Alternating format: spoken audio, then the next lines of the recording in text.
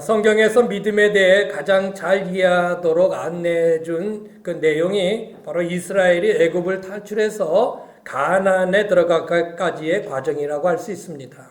그래서 이 가나안에 들어가기까지의 이 긴 이 여정, 40년의 여정은 우리 신앙생활의 전부를 의미한다고 그렇게 볼 수 있는 것입니다. 창세기가 요셉이 애굽에서 큰 성공을 이뤄서 그의 모든 가족들이 애굽으로 모두 내려와 애굽의 고센 땅에서 거주하면서 사는 것으로 끝나게 되는데요. 그 약 한 430년이 지난 이후에 긴 세월이 지나고 애굽에서 살던 야곱의 후손들이 애굽을 탈출해서 기록한 내용들이 바로 출애굽기라고 할 수 있는 것입니다. 애굽에 내려온 야곱의 식구들은요, 12지파가 되어서 많은 숫자의 이스라엘 민족을 이룹니다. 그래서 12지파, 야곱의 12아들들이 이스라엘의 12조상이 되는 겁니다. 그렇게 해서 많은 그 민족을 이루게 되는데, 자, 그런데 그동안에 요셉을 알던 왕들은 요셉의 그 가족들에 대해서 잘 대해주었는데, 시간이 오랜 세월이 지나면서 요셉을 알지 못하는 그 왕들이 나오게 되고 요셉의 모든 공로들을 다 잊어버리게 됩니다. 요셉이 애굽에서 얼마나 큰 일을 했어요. 우리 지난주에 봤듯이 그 7년 동안에 대풍년 동안의 곡식을 잘 비축해 놨다가 7년에 흉년에 그것을 쓰겠고 하는 아주 큰 일을 향한 그 사람이 바로 요셉이었지 않습니까? 자, 그래서 그 정말 처음에는 요셉의 공로를 기리면서 요셉의 가족들을 잘 대해주었는데 시간이 지나면서 요셉을 잃어버리고 새로운 왕들이 들어서자 이제 요셉의 공을 기억하기는커녕 오히려 이스라엘 민족이 애굽 나라의 위협적으로 느껴진 겁니다. 그래서 이스라엘 민족들을 탄압하기 시작합니다. 그들을 노예로 삼습니다. 그들에게 아주 중노노동을 시키는 겁니다. 그래서 이스라엘 민족의 그 수많은 인원들이 그 애굽 나라의 그 이방 땅의 애굽 나라, 그러니까 이집트예요. 이집트의 나라에서 노예 생활을 하는 거예요. 그냥 끌려가서 큰 성을 쌓는데, 뭐 피라밋을 쌓는데, 뭐 이런 것들에 아주 노동을 착취당해 하는 것이죠. 그것도 모자라서요. 이스라엘 민족이 점점점 강대해지니까 더 이상 그 숫자를 못 늘어나게 하기 위하여 이스라엘 사람들이 낳는 아기 중에 아들은 다 죽이는 거예요. 아기를 죽여요. 그래서 더 이상 이제 민족이 커지지 않게 이제 그렇게 만들기 위해서 그런 일을 하게 되는 것입니다. 이스라엘 민족에 있어서 아주 큰 고통이 이제 그들에게 찾아오게 된 것입니다. 자, 오늘 말씀은 이런 괴로움 중에 하나님께 부르짖는 이스라엘 백성들의 모습을 그리고 있다고 하는 것입니다. 자, 그런데 이스라엘 백성들이 애굽 땅에서 고통과 어려움을 당하고 있을 때에 하나님은 다 보고 다 듣고 다 알고 계셨다라고 말씀하고 있는 것입니다. 자, 오늘 7절 말씀 한번 다시 읽어보실까요? 7절 말씀 시작. 여호와께서 이르시되 내가 애굽에 있는 내 백성의 고통을 분명히 보고 그들이 그들의 간덕처럼 알며 부르짖음을 듣고 그 근심을 알고 보고 듣고 알고. 그러니까 인간의 모든 인지감각이 다 밖에서 아는 것처럼 하나님께서 그 모든 인지감각을 다 동원해서 그 이스라엘 하나님의 백성, 이스라엘 백성들의 모든 모습을 보고 있다고 하는 것입니다. 이 땅에 존재하는 많은 사람들이 심지어 하나님을 믿는 사람들조차도 하나님을 신뢰하지 않고 찾지 않는 그런 시대입니다. 그 불신앙의 시대예요. 이런 상황에서 하나님은 다양한 방법으로 그의 백성들을 부르고 계시는데요. 이스라엘 백성들은 고향을 떠나 애굽에서 잘 먹고 잘 지내면서 그동안 베풀어 주신 하나님의 은혜를 까맣게 잊어버린 거예요. 애굽에서 잘 대해주니까 그들이 하나님의 도움으로 산다고 하는 것을 그냥 까맣게 잊고 사는 것이죠. 하나님은 이러한 이스라엘 백성들을 깨우치기 위해 그들이 하나님을 간절히 붙들도록 사용하신 방법이 있습니다. 그것이 바로 고난이라는 거예요. 고난이라는 단어는요, 한자 그대로 말하면 괴로울고 어려울란이에요. 말 그대로 말하면 그냥 괴롭고 어려운 일이에요. 고난이라는 것은요. 그러나 성경에는 고난의 또 다른 측면을 있음을 우리에게 말씀하고 있다는 것을 꼭 이 시간 기억하시기 바랍니다. 고난은 단순히 괴롭고 힘든 일만이 아니라는 거죠. 그러면 고난이 우리에게 주는 유익이 뭘까요? 성경에서 고난을 우리에게 주시는 또 다른 그 의미가 뭘까요? 왜 고난을 주실까요? 몇 가지 한번 볼게요. 첫 번째는 뭐요? 하나님을 간절히 찾게 만든다는 겁니다. 다시 한번 읽어볼까요? 시작! 이스라엘 백성들이요, 요셉의 덕분에 한동안은 잘 먹고 잘 살았어요. 그러나 시간이 지나면서 애굽은 타민족이었던 이스라엘에 대해 더 이상 잘 먹이고 잘 입혀야 될 아무런 필요성을 느끼지 못한 거예요. 그러자 그들에게 중노동을 시켰고 여러 가지 힘든 일들을 시키게 된 것입니다. 그러고 나니 이스라엘이 까맣게 잊고 살았던 하나님을 다시금 부르짖고 찾는 것입니다. 잘 먹고 잘 살았을 때는 까맣게 잃어버리다가 힘드니까 아이고 아버지 하나님 그렇게 소리를 지르더라는 것입니다. 여기서 부르짖다라고 해당하는 히브리어는요 자크라고 하는데 막다른 상황에 부딪혀 외치는 절규에 가까운 외침인 것입니다. 아주 절규예요, 절규. 그들이 너무나 괴로우니까 그들이 하나님 앞에 막 절규하는 거예요. 호소하는 것이죠. 여러분, 때로는 환경적인 어려움이 하나님의 백성들에게는 하나님을 만날 수 있는 좋은 은총의 기회가 된다는 사실을 여러분 기억하십시오. 예레미야 33장 3절에 이렇게 말씀하고 있습니다. 시작! 너는 내게 부르짖으라. 부르짖으라는 거예요. 절규하라는 거예요. 그러면 내가 내게 응답하겠고 내가 알지 못하는 크고 은밀한 일을 내게 보이리라. 예? 이스라엘 민족의 삶에 심각한 위기를 당하니까 그때 비로소 잊어버린 그 하나님을 찾기 시작한 것입니다. 이스라엘은 부르짖음을 들으신 하나님은 그들을 만나주시기 위해 다가오셨고 그리고 마침내 그들의 간절함을 해결해 주십니다. 바로 그들의 그 간절함을 해결해 주려고 사용한 도구가 모세입니다. 모세. 여러분 모세 잘 아시죠? 너무나 유명한 인물이니까. 그래서 그들을 그 고통에서 건져내는 것이죠. 그래서 모세라 이제 다음 시간에 보겠지만 모세라는 이름이 이제 물에서 건져냈다라는 뜻이에요. 건져냈다. 그러니까 그들의 고통에서 건져낼 자로 모세를 하나님께서는 택하신 것입니다. 여러분 고난은 우리에게 하나님을 간절히 찾으라는 하나님의 사인입니다. 여러분 고난이 오세요? 힘든 일 있으세요? 그건 하나님을 간절히 붙들고 찾으라는 하나님의 사인이란 말이에요. 예? 우리가 이렇게 고난을 품고 하나님께 부르짖어 기도하면 하나님은 우리의 작은 신음에도 귀를 기울이시는 분이시라는 겁니다. 오늘 마지막으로 부른 찬양의 가사를 여러분 한번 잠시 생각해 보세요.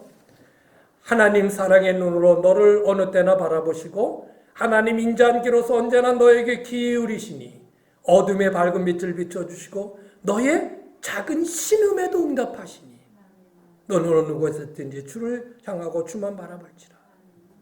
아니 하나님 들으시는 거예요? 안 들으시는 거예요? 하나님 도대체 있으신 거예요? 없으신 거예요?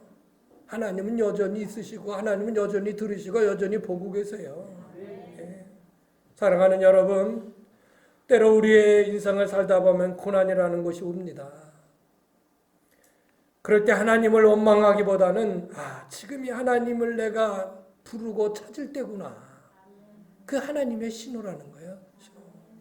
믿습니까? 그렇게 믿음으로 받아들이시길 바랍니다. 두 번째 고난이 우리에게 주는 유익은 뭘까요? 시작! 하나님 말씀을 더욱 붙들도록 한다는 것입니다. 내가 잘 될 때는요, 하나님의 말씀보다 세상의 유혹적이고 자극적인 소리들이 더 잘 들립니다. 내가 잘 나갈 때는 하나님의 말씀보다 내 생각과 판단이 더 우선시됩니다. 세상의 재미에 빠져 있을 때는 하나님의 주시는 말씀의 은혜가 만나게 느껴지기보다는 세상에서 누리는 각종 즐거운 것들이 더 만나게 느껴집니다. 교회는 어떻게다가 나올 수는 있겠죠. 근데 말씀이 들어오질 않아요. 세상이 더 좋은데요. 세상에 더 좋은 이야기, 재미있는 일, 나를 즐겁게 하는 일들이 더 많은데 하나님의 말씀이라고 해서 그 말씀이 귀에 들려올까요? 쉽지 않습니다. 쉽지 않아요. 잘 안 들려오는 거예요. 그러다가 내게 닥쳐오는 고난은 이런 것들에서 잠시나마 하나님의 말씀에 귀를 기울일 수 있는 틈을 내어줍니다. 그게 바로 고난이라는 거예요. 예. 다른 것들의 많은 소리들이 나를 압도할 때에 불현듯 내게 고난이 닥쳐올 때 그때 잠시나마 주의 말씀을 들을 수 있는 그 틈의 여지가 생기는 거예요. 그럼 그 여지를, 그 틈을 넓혀가야죠. 그래서 시편 119편 57절에 이렇게 말씀하고 있어요. 시작. 고난 당하기 전에는 내가 그릇 행하였더니 이제는 주의 말씀을 지키나이다. 고난 당하기 전에는 내가 마음대로 살았다는 거예요. 그런데 고난을 당한 이유는 내가 이제 주의 말씀을 지킵니다. 이 사람에게 고난이 얼마나 귀한 거예요? 시편 119편 71절에 시작. 고난당한 것이 내게 유익이라. 이거 이제 고난당한 게 내게 유익이래요. 저는 도저히 그렇게 못 받아들이겠어요. 그럴 수 있는 분이 있을지 모르겠어요. 그러나 좀 더 깊게, 더 넓게 생각해 보세요. 고난당한 것이 내게 유익이라. 시작. 이로 말미암아 내가 주의 율례를 배우게 되었는데, 율례가 뭐예요? 하나님의 말씀을 얘기하는 것이거든요. 그것을 그때서야 배우게 됐다는 것이죠. 자, 이렇게 고난을 통해 말씀의 은혜를 깨닫고 나니까 세상의 그 어떤 것들보다도 말씀이 맛있게 달게 느껴지는 겁니다. 이제 다시는 주님 앞에 나와서 내 귀를 쫑긋해서 주의 말씀에 집중을 하니까 주의 말씀이 얼마나 달고 맛있는지. 그래서 이렇게 시편 기자는 그 뒤에 이렇게 고백합니다. 시작. 주의 말씀의 맛이 내게 어찌 그리 단지요 내 입의 꿀보다 더 나으니이다. 정말이에요. 네. 아유, 불러 끝나야 애들 지금 와 있는데 빨리 가보는데. 아유, 빨리 끝나고 빨리 또 엄마라도 가봐야 될 텐데.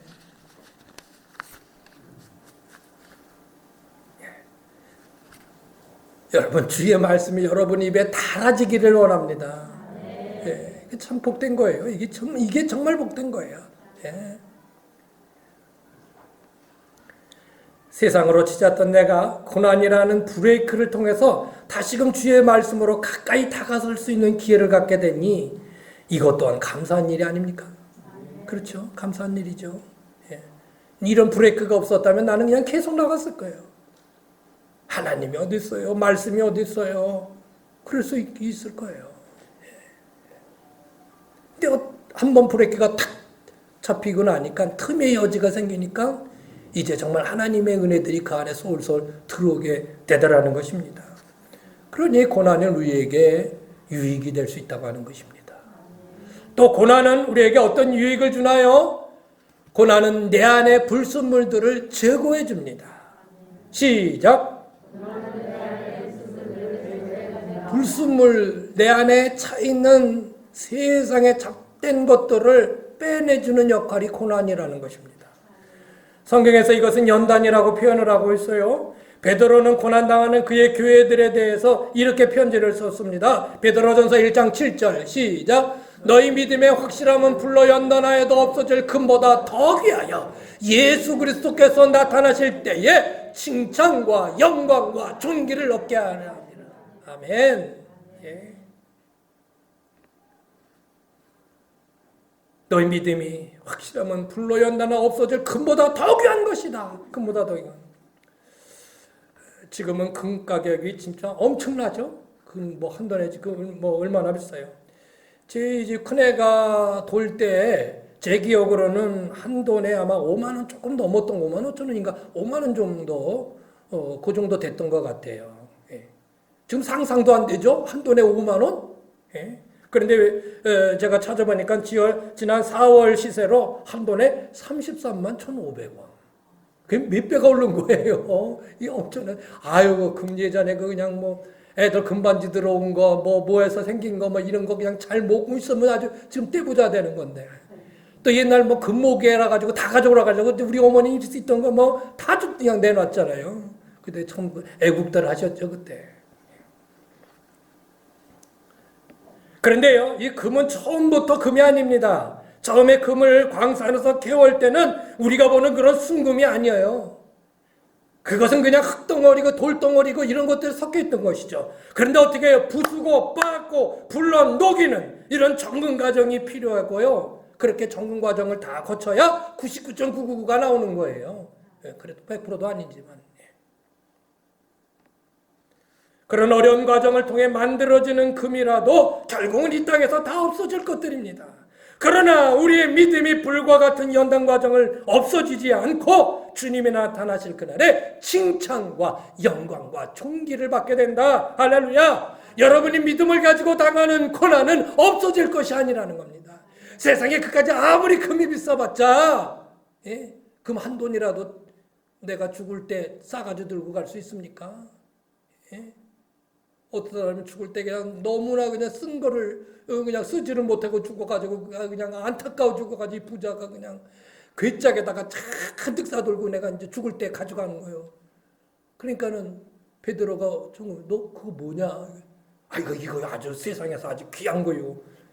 뭔데 이게 한 돈에 이게 33만 원 넘는 거요. 아 뭐냐니까 이거요? 참 금덩어리야. 그때 야 여기 그냥 왜 돌멩이를 가져왔냐? 업세 들어가 보니까 그냥 아주 지천이야. 돌멩이야 돌멩이. 아주 돌에 그냥 온 동네가 다 그냥 돌로 깔렸어. 금으로 깔렸어. 웃자고 한 얘기예요. 아주 웃어요. 고난이라는 건요 우리 믿음에 올바르지 못한 불순물들을 제거해주는 역할을 합니다. 우리가 바로 서지 못했던 우리의 믿음들, 이것저것 세상의 것들 꽉 껴있던 때들, 이런 것들을 빼주는 게 고난이란 말이에요. 고난을 한번 겪고 나면 그런 것들이 하나하나 빠져나가는 거죠. 빠져나가는 거예요. 그게 연단의 과정이라는 겁니다. 불순물이 제거된 순금은 찬란한 빛을 내는 것처럼 우리가 하나님을 향하여 불순물을 제거한다는 것은 하나님이 원래 우리 인간에게 주시려고 했던 그 축복된 상태로 되돌아가는 것을 의미하는 것입니다. 원래 인간은요 하나님의 사랑과 관심 속에서 창조된 아주 거룩한 백성이었습니다. 그런데 불순물인 죄가 하나님과 인간 사이를 갈라놓고 결국 마귀에게 우리가 가지고 있던 모든 축복을 빼앗긴 거예요. 그거를 되찾아오는 거죠. 마귀에게 뺏겨버리고요. 우리에게는 아무 소망도 없는 것처럼 그렇게 마귀에게 속으며 살아가고 있잖아요. 이 세상 사람들. 그저 누릴 수 있는 복이라는 것은 마귀가 주는 것이 다인 줄 알고 그 마귀를 섬기면서 거기에 절하면서 거기에 쩔쩔매고 그냥 뭐 하나 부정탄다 그러면 그냥 그냥 부정탈까봐 그냥 아이고 벌벌 떨고 말이죠. 여러분 때로는 우리의 신앙생활에서 고난이라고 여겨지는 신앙의 연단들을 통해 좀 더 우리가 순수해지고 마침내 더 복된 하나님의 길로 나가게 되는 것입니다. 그런 여러분이 되시길 바랍니다. 자, 오늘 믿음의 대장정 11번째, 우리가 가져야 할 믿음은 과연 무엇인가? 오늘 우리가 볼 믿음은 하나의 전제가 있는데 그것은 고난이라는 것을 통해 우리가 가져야 할 믿음을 발견해야 된다는 겁니다. 고난이라는 것. 즉 다시 말하면 고난이 올 때, 고난이라고 거창하게 얘기 안 할게요. 그냥 어려운 일이 올 때, 어려운 일을 당할 때 우리가 가져야 될 믿음의 자세는 무엇인가? 어려운 일이 내게 올 때 믿음을 가졌다는 나는 그것을 어떻게 대처할 것인가 하는 것이 오늘 우리가 보고자 하는 11번째 믿음인 것입니다. 위에서 본 바와 같이 우리는 고난을 단순히 어려운 일로만 받아들일 것이 아니라 그것을 얼마든지 유익의 도구로 만들 수 있습니다. 하나님을 간절히 찾아서 그를 만날 수 있는 기회가 되고요. 더욱더 말씀 안에 서게 만들고요. 내 안에 신앙이 올바로 설 수 있는 불순물들을 제거하는 기회가 바로 고난이라는 것입니다. 이런 유익들이 내게 있다는 거예요. 그래서 고난을 한마디로 말하면 나를 향해 베푸시는 하나님의 은혜의 한 과정이다. 아주 중요한 말씀이에요. 따라 보세요. 나를 향해 베푸시는 하나님의 은혜의 과정이다. 하나님이 내게 주시는 은혜, 그것을 더 깊숙이 누리게 할 수 있는 그 과정, 하나의 과정이 바로 고난이라는 것입니다. 물론 여기서 이해 안 되는 분들도 있을 겁니다. 고난은 괴로운 것인데 하나님의 은혜를 느낄 수 있는 과정이라고 그게 말이 되나? 여러분 이해 안 될 수도 있겠어요. 제 경험을 좀 얘기해 드리려고 합니다. 오늘 이제 어버이날인데요. 저희 아버지는 참 묵뚝뚝하셨습니다. 제가 아버지 밑에 자라면서 자녀에 대해서 공감해 준다는 느낌을 받은 적은 한 번도 없었습니다. 아니, 우리 자녀들은요, 이 공감이라는 단어 자체가 아주 없었어요. 그게 뭔지도 몰랐어요. 제 자랄 땐 그랬어요.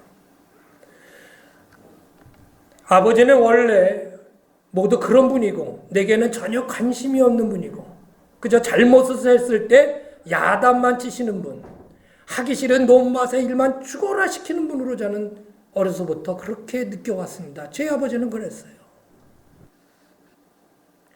그런데 제가 고3 때 급성 간염으로 아주 심하게 아팠습니다. 제 기억으로 한 3주 좀 넘게 입원했던 거로 기억이 나는데, 근데 병원을 입원했는데 이제 초여름이야. 6월달 정도 되는 초여름인 것 같아요.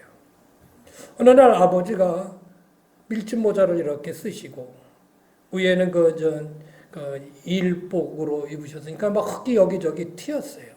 그리고 바지는 무릎까지 이렇게 걷으시고, 그리고 무슨 봉다리 하나를 가지고 이렇게 오셨어요. 그러면서 그 봉다리를 풀어놓으면서 이런 얘기를 합니다. 야, 간에 미나리가 좋단다. 이거 먹어라. 누가 들었는지 그 미나리가 좋은지 모르겠어요. 그 좋은지 안 좋은지. 그러면서 제 아버지가 이걸 떼네. 그러면서 뭔가 더 말씀을 하실 것 같으면서 그냥 이렇게 머뭇 이렇게 하다가, 몸조리 잘해요. 나 간다. 하고 그냥 나가셨어요. 그렇게 나가셨어요. 그러니까 그게 누구한테 좋다는 얘기를 듣고 이제 논에서 일을 하시다가 낫으로 그렇게 아주 야들야들한 그 미나리를 베어서 제 동네에서 병원에 입원 데까지 4km가 심리가 넘습니다. 근데 그거를 들고 봉다리 하나를 가지고 오신 거예요. 제가 처음으로 느꼈던 아버지 사랑입니다. 아마도 제가 이제까지 받은 처음 선물이었고 마지막 선물입니다. 저는 아버지한테 뭐 선물을 받아본 적이 없어요. 제 기억으로는 유일하게 하나, 그 미나리 내가 아팠을 때 미나리를 잘라오셨던 그 아버지, 그것이 첫 선물이고 마지막 선물이었던 것입니다. 여러분, 아버지는 자식을 사랑하지 않는 것이 아니었던 것입니다. 자식을 사랑하는데 사랑을 표현할 줄 모르셨던 거예요. 그러니까 그냥 머뭇 그냥 뭘 얘기를 해야 되긴 해야 되는데 모르고 그냥 저는 침대에 누워있고 아버지는 그냥 이렇게 머뭇 하다가 그냥 몸조리 잘해요. 그리고 그냥 가셨어요. 제가 처음으로 느꼈던 아버지 사랑이었습니다. 그것도 내가 아팠을 때 느꼈습니다. 아버지는 언제나 나를 사랑하고 계셨던 것이고요. 다만 평상시에는 잘 안 보였던 그 아버지의 사랑이 내가 힘들 때 보였습니다. 내가 힘드니까 아버지 사랑이 그때 보였습니다. 하나님은 우리를 향하여 한 번도 사랑을 거두신 적이 없습니다. 다만 우리가 깨닫지 못하고 있었을 뿐입니다. 그런데 내가 힘들 때 하나님을 향하여 눈을 들어 위를 바라보니 그제서야 하나님의 사랑이 보이더라는 겁니다. 그때서야 하나님의 사랑이 보여요. 그러니 고난이 어찌 하나님의 은혜를 경험할 수 있는 과정이 되지 않겠습니까? 여러분, 하나님은 언제나 우리를 사랑하시죠. 한 번도 안 사랑하신 적이 없습니다. 말씀을 정리하도록 하겠습니다. 오늘 고난이라는 것에 대해서 우리 같이 말씀을 나누고 또 그것이 나에게 있어서 어떤 믿음적인 의미가 있는지를 같이 나눴습니다. 고난을 어떻게 믿음으로 해석할 것인가? 우선 고난은 무가치한 것이 아니라는 것을 전제로 해야 합니다. 그리고 믿음으로 더 깊은 것을 캐내야 하는 것입니다. 그것은 우리는 고난을 통해 하나님의 더 깊은 은혜를 경험하게 된다고 하는 사실인 것입니다. 그것은 마치 아픈 아이가 엄마의 품속을 더 그리워하고 더 바짝 안기는 것처럼 고난은 우리로 하여금 더 하나님께 더 가까이 다가서게 하는, 그것은 이제까지 내가 깨닫지 못했던 하나님의 더 깊은 은혜를 경험하게 하는 것입니다. 고난은 어쩌면 잊고 있었던 하나님 아버지의 사랑을 되살아나게 만드는 촉진제가 되지 않았는가 하는 것입니다. 고난을 이렇게 해석해 나가는 것이 바로 믿음입니다. 앞으로도 여러분 앞에 수많은 어려움들이 있을지 모릅니다. 그러나 그 많은 어려움보다 하나님이 우리에게 가지고 계신 은혜는 더 풍성하다라는 사실을 깨닫고 더 주님 앞에 바짝 다가서 나갈 수 있는 복된 여러분 되시기를 주의 이름으로 축원합니다.